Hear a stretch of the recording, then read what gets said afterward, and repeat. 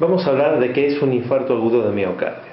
A manera de introducción vamos a volcar algunos conceptos. El primero es que el aparato circulatorio está constituido fundamentalmente por el corazón, que es un órgano motor que expulsa la sangre, y las arterias y las venas, que son los conductos por donde va la sangre. El corazón es una bomba que, con su acción impulsora, proporciona la fuerza necesaria para que la sangre y las sustancias que ésta transporta circulen adecuadamente a través de las venas y de las arterias. En cada latido, el corazón expulsa una determinada cantidad de sangre hacia la arteria más gruesa, que es la arteria aorta, y por sucesivas ramificaciones que salen de la aorta, la sangre llega a todo el organismo.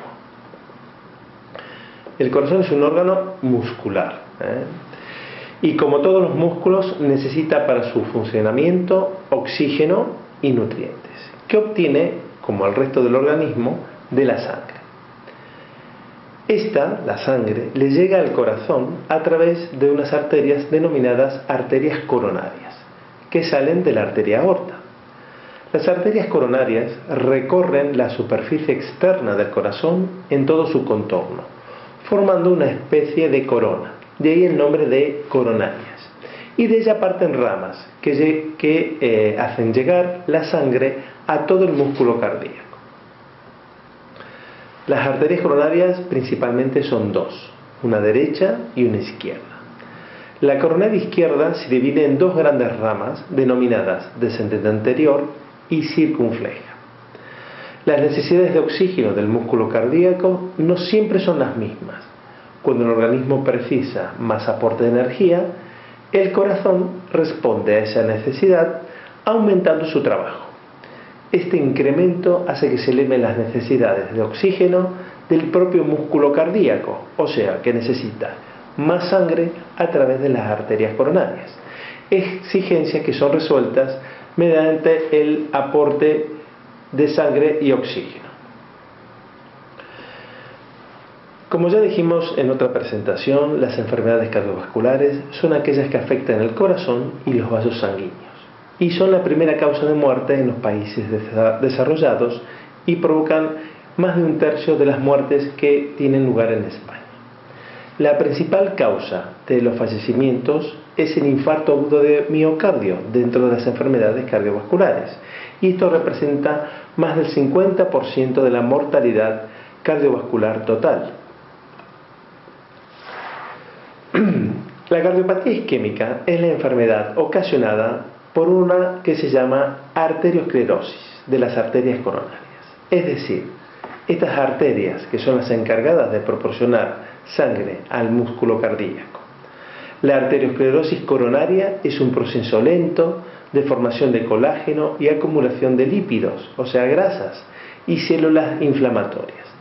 Estas tres causas provocan que haya un estrechamiento en las arterias coronarias y por lo tanto la sangre no pueda ir a nutrir al propio corazón.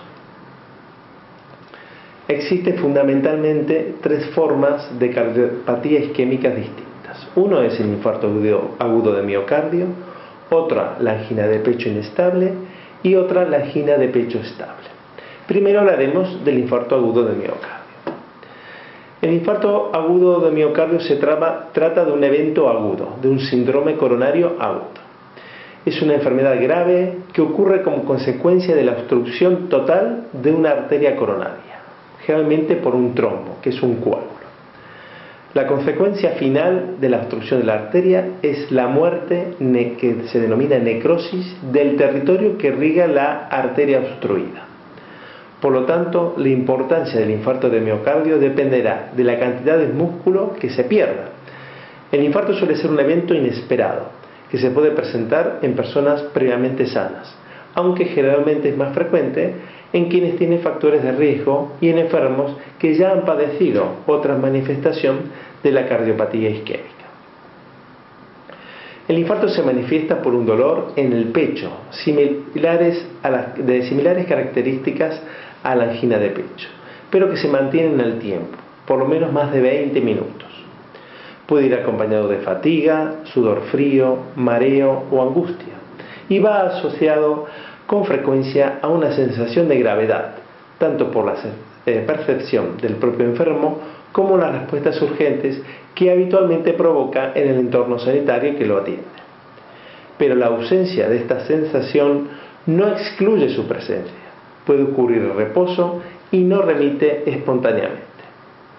La necrosis, que decíamos que era la muerte del músculo cardíaco del territorio que se queda sin riesgo sanguíneo, es progresiva. El daño se va incrementando en el tiempo en minutos, y una vez que muere esa porción del músculo cardíaco, es imposible recuperar su función, que como recordamos era la contracción para bombear la sangre. Sin embargo, el daño se puede interrumpir si el miocardio vuelve a recibir sangre por medio de procedimientos que desatascan la arteria bloqueada. Por eso es fundamental que la persona con un infarto llegue al hospital lo antes posible.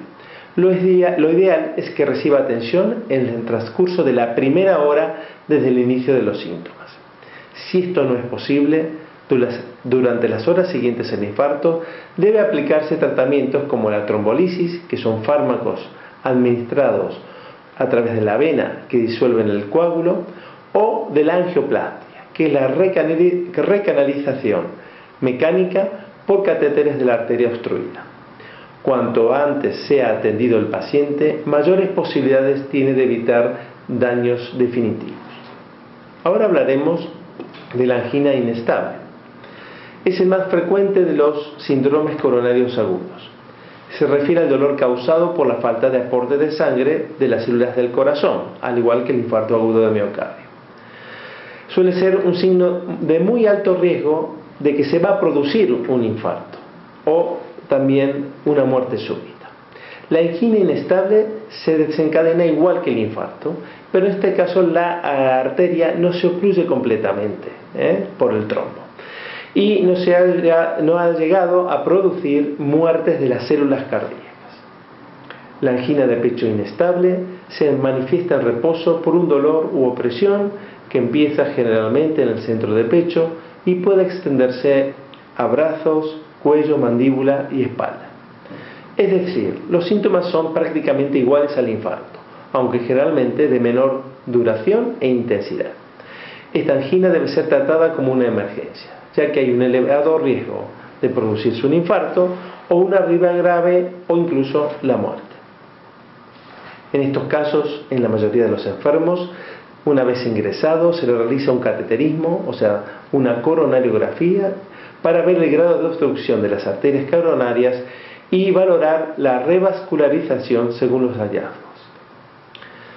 Por último, hablaremos de la angina de pecho estable, también conocida como cardiopatía isquémica crónica.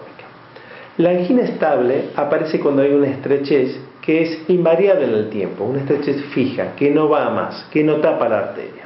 En la arteria coronaria, que hace que el flujo sanguíneo sea insuficiente si aumenta la demanda, como por ejemplo en el ejercicio.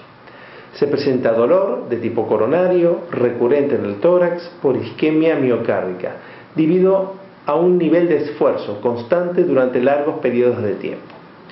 El dolor desaparece por lo general cuando cesa la actividad y se administra algunas veces nitroglicerina sublingual. Quienes han sufrido la definen con términos como presión, tirantez, quemazón o hinchazón en el tórax. Se localiza en la zona del esternón, aunque puede desplazarse, como ya dijimos, a la mandíbula, la garganta, el hombro, la espalda, el brazo o la muñeca izquierda.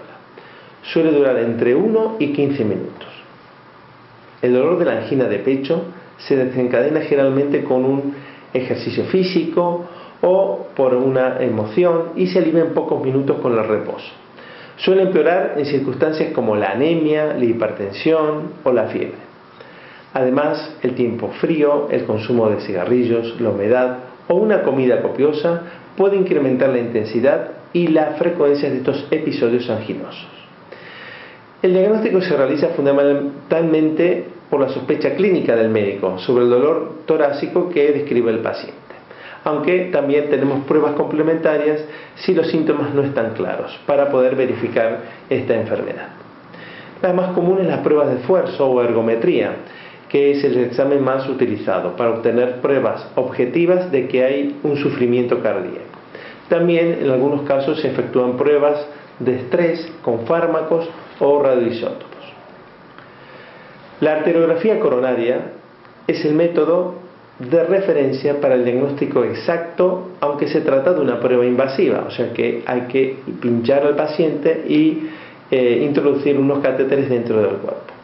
En general solo se realiza, siempre hablando de la angina de pecho estable, si los resultados de las anteriores pruebas son concluyentes. También se utiliza en pacientes con síntomas atípicos, cuando las pruebas no invasivas resultan controvertidas. No hay que olvidar que la cardiopatía isquémica, con estas tres patologías que hemos hablado, es una enfermedad que se puede prevenir de forma significativa si se conocen y controlan los factores de riesgo cardiovascular. Principalmente estos son: primeramente la edad, todos a partir de los 60 años aproximadamente tenemos algo de arteriosclerosis. Generalmente se da más en hombres, aunque actualmente la frecuencia de mujeres está incrementándose por los hábitos del tabaco. También si hay cardiopatía isquémica prematura en la familia, aumento del colesterol, hipertensión arterial, el tabaquismo, la diabetes, la obesidad y el sedentarismo. Si desea saber más sobre este tema, puede consultar la página web de la Fundación Española del Corazón. Muchas gracias.